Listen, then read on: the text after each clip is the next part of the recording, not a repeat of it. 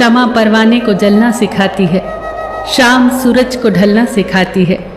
मुसाफिर को ठोकरों से होती तो है तकलीफ, पर ठोकरें ही मुसाफिर को चलना सिखाती हैं। जंगल में जब सुबह हिरन जागता है तो सोचता है कि अगर मैं आज जी जान से न भागा तो मारा जाऊंगा। वहीं दूसरी ओर शेर जागता है और सोचता है कि अगर आज मैं जी जान से न भागा तो भूखा रह जाऊंगा। आप शेर हो या हिरन, भागना तो पड़ेगा। संघर्ष से कभी भागो मत। जीवन में जो संघर्ष से परिचित ना हुआ वो कभी चर्चित ना हुआ।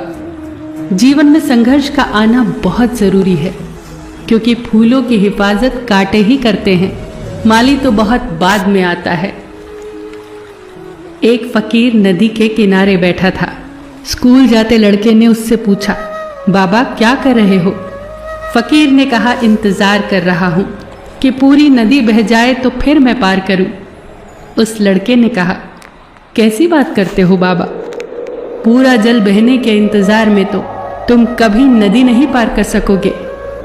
बाबा ने हंसकर कहा, मैं भी तो तुम्हें यही समझाना चाहता हूं जब तुम कहते हो कि जीवन परेशानियों से भरा है। मेरे जीवन में ये कमी है, वो कमी है, भाग्य साथ नहीं दे रहा, संसाधन ही नहीं है तो कैसे पढ़ाई करूं? अगर मेरे जीवन की सारी परिस्थितियां सही होती तो मैं आज कहीं का कहीं पहुंच गया होता।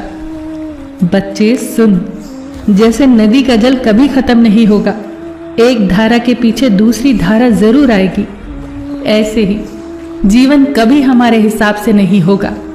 हमें अच्छी बुरी परिस्थितियों के बीच ही रास्ते बनाने होंगे और आगे बढ़ना होगा। सारी परिस्थितियां सही हो जाए इस चीज का इंतजार मत करो, आगे बढ़ो।